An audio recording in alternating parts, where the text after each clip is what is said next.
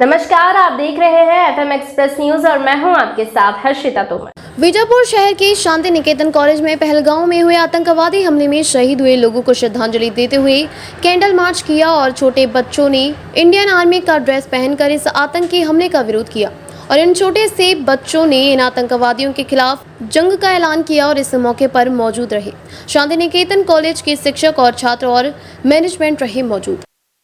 They asked for a name and then they killed. They asked for religion and then came the knife. No time for mercy, no time for plea. They asked for religion and then they killed. Imagine you packing your bag for a peaceful vacation and returning as a headline. People went to Kashmir believing that heaven on earth is safe, but now heaven on earth turned into hell. What was meant to be a celebration of love, family, dreams turned into one of the most brutal chapters in the recent Kashmir history. People believed in Kashmir and went to enjoy the peace, but it turned into a hell as terrorists opened fire on unsuspected tourists. Let us all speak for the families who had lost their lives, who were innocent, who lost their lives in that. And as a citizen of India, I speak in regard of families. Why we should all stand silent? We are citizens of India. Why terrorism in Pahalgam? Let's all speak. Let's all raise our voice. Let's speak loud. Thank you. I'm Pratiksha Ambigir. ಇವತ್ತು ನಮ್ಮ ಶಾಂತಿ ನಿಕೇತನ ಶಿಕ್ಷಣ ಸಂಸ್ಥೆಯಲ್ಲಿ ಮೊನ್ನೆ ನಡೆದಂತಹ ಭಯೋತ್ಪಾದಕರ ದಾಳಿಯ ವಿರುದ್ಧವಾಗಿ ಮತ್ತು ಈ ಒಂದು ದಾಳಿಯಲ್ಲಿ ಸುಮಾರು 28 ಜನ ಏನು ಪ್ರಾಣವನ್ನು ಕಳೆದುಕೊಂಡು ಹುತಾತ್ಮರಾಗಿದ್ದಾರೆ. ಅವರಿಗೆ ಶ್ರದ್ಧಾಂಜಲಿಯನ್ನು ಅರ್ಪಿಸುವುದಕ್ಕೋಸ್ಕರ ನಮ್ಮ ಶಾಲೆಯ ಮಕ್ಕಳು, ಶಿಕ್ಷಕರು ಎಲ್ಲರೂ ಒಟ್ಟಿಗೆ ಸೇರಿಕೊಂಡು ಇವತ್ತು ಇಲ್ಲಿ ಶ್ರದ್ಧಾಂಜಲಿಯನ್ನು ಅರ್ಪಿಸಿದ್ದೇವೆ.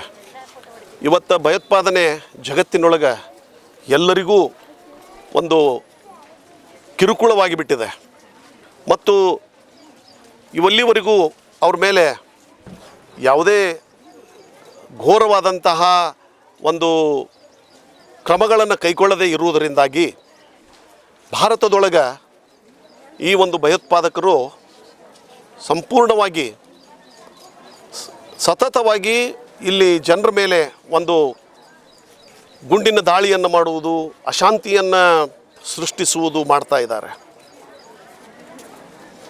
ಈ ಒಂದು ಮೊನ್ನೆ ನಡೆದಂತಹ ಪಹಲ್ಗಾಮ್ದೊಳಗೆ ಪ್ರವಾಸಕ್ಕಾಗಿ ಬಂದಂತಹ ಪ್ರವಾಸಿಗರ ಮೇಲೆ, ಜನರ ಮೇಲೆ ಸಡನ್ನಾಗಿ ಭಯೋತ್ಪಾದಕರು ಬಂದು ದಾಳಿಯನ್ನು ಮಾಡಿದ್ದು ಖಂಡನೀಯವಾದಂಥದ್ದು. ಬಹಳ ನೋವು ಅನ್ನಿಸ್ತದೆ. ಈ ರೀತಿ ಕಾಶ್ಮೀರವನ್ನು ಇವತ್ತು ಒಂದು ಸ್ವರ್ಗ ಅಂತೇನು ನಾವು ಕರಿತೀವಿ. ಪ್ರಧಾನಿ ನರೇಂದ್ರ ಮೋದಿಜಿಯವರು ಆರ್ಟಿಕಲ್ 370 ತೆಗೆದು ಹಾಕಿದ ನಂತರ ಅದರೊಳಗೆ ಸಾವಿರಾರು ಲಕ್ಷಗಟ್ಟಲೆ ಪ್ರವಾಸಿಗರು ಕಾಶ್ಮೀರಕ್ಕೆ ಭೇಟಿ ಕೊಡಲಿಕ್ಕೆ ಪ್ರಾರಂಭ ಮಾಡಿದರು. ಅದರಿಂದ ಅಲ್ಲಿ ಕಾಶ್ಮೀರದೊಳಗೆ ಜನರ ದಿನನಿತ್ಯದ ಒಂದು ಜೀವನ ನಡೆಸಲಿಕ್ಕೆ, ಯಾಕಂದರೆ ಪ್ರವಾಸೋದ್ಯಮ ಒಂದೇ ಅವರಿಗೆ ಆಧಾರ, ಅವರ ಒಂದು ಆರ್ಥಿಕ ಪರಿಸ್ಥಿತಿ ಸುಧಾರಿತಗೊಳ್ತಾ ಇತ್ತು. ಇಂತಹ ಒಂದು ಸಂದರ್ಭದೊಳಗೆ ಪ್ರಧಾನಿ ನರೇಂದ್ರ ಮೋದಿಜಿಯವರು ಕಾಶ್ಮೀರದೊಳಗೆ ಭಾಳಷ್ಟು ಡೆವಲಪ್ಮೆಂಟಲ್ ಕೆಲಸಗಳನ್ನು ಕೂಡ ಕೈಗೊಂಡಿದ್ದರು. ಇದನ್ನು ಭಯೋತ್ಪಾದಕರಿಗೆ ಸಹಿಸಲಾಗದೆ, ಪಾಕಿಸ್ತಾನಿಗಳಿಗೆ ಸಹಿಸಲಾಗದೆ ಈ ಒಂದು ಏನೋ ಭಯೋತ್ಪಾದಕರನ್ನು ಕಳಿಸಿಕೊಟ್ಟು ಈ ಒಂದು ದುರ್ಘಟನೆ ಸಂಭವಿಸಲಿಕ್ಕೆ ನೇರವಾಗಿ ಈ ಪಾಕಿಸ್ತಾನವೇ ಕಾರಣ ಅಂತೇಳಿ ಹೇಳಿಕ್ಕೆ ಬಯಸ್ತಾ ಇದ್ದೀನಿ. ಹೀಗಾಗಿ ನಾನು ಇಷ್ಟೇ ನಮ್ಮ ಪ್ರಧಾನಮಂತ್ರಿಗೆ ಕೇಳ್ಕೊಳ್ಳೋದೇನಪ್ಪ ಅಂತಂದರೆ, ಇದನ್ನು ಇಷ್ಟಕ್ಕೆ ಸುಮ್ಮನೆ ಬಿಡಬಾರ್ದು. ಈ ಒಂದು ಭಯೋತ್ಪಾದನೆಯ ವಿರುದ್ಧವಾಗಿ ಒಂದು ಸೇಡನ್ನು ನಾವು ತೀರಿಸಿಕೊಳ್ಳಲೇಬೇಕಾಗ್ತದೆ. ಪಾಕಿಸ್ತಾನ ಇನ್ನೊಮ್ಮೆ ಭಾರತದ ಕಡೆ ಕಣ್ಣೆತ್ತಿನೂ ಕೂಡ ನೋಡದ ಹಾಗೆ ಆ ಪಾಕಿಸ್ತಾನವನ್ನು ಮಣಿಸ್ತಕ್ಕಂತಹ ಕೆಲಸವನ್ನು ನಮ್ಮ ಪ್ರಧಾನಮಂತ್ರಿಯವರು ಮಾಡಬೇಕು ಮತ್ತು ಗೃಹ ಮಂತ್ರಿಗಳಾದ ಅಮಿತ್ ಶಾ ಅವರು ಮಾಡಬೇಕು, ರಕ್ಷಣಾ ಮಂತ್ರಿ ಆದಂತಹ ರಾಜನಾಥ್ ಸಿಂಗ್ ಅವರು ಮಾಡಬೇಕು ಅಂಥೇಳಿ ನಾನು ಈ ಒಂದು ಇದರ ಮೂಲಕ ನಾನು ಅವರಿಗೆ ಆಗ್ರಹಿಸ್ತೇನೆ. we are protesting against the Pakistan's Pahalgam incident.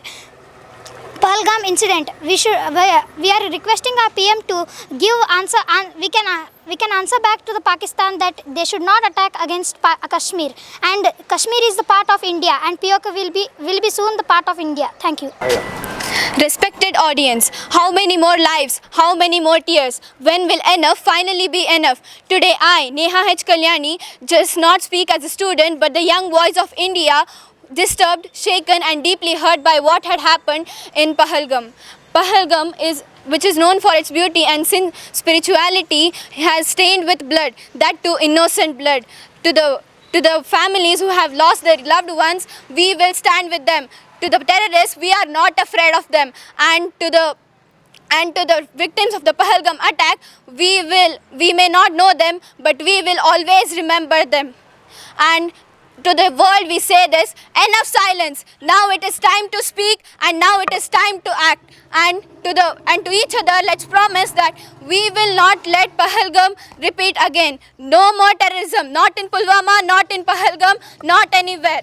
We are just young, but our voices are powerful. Let's use them against terrorism. We will speak, we will stand, and we will overcome. Jai Hind.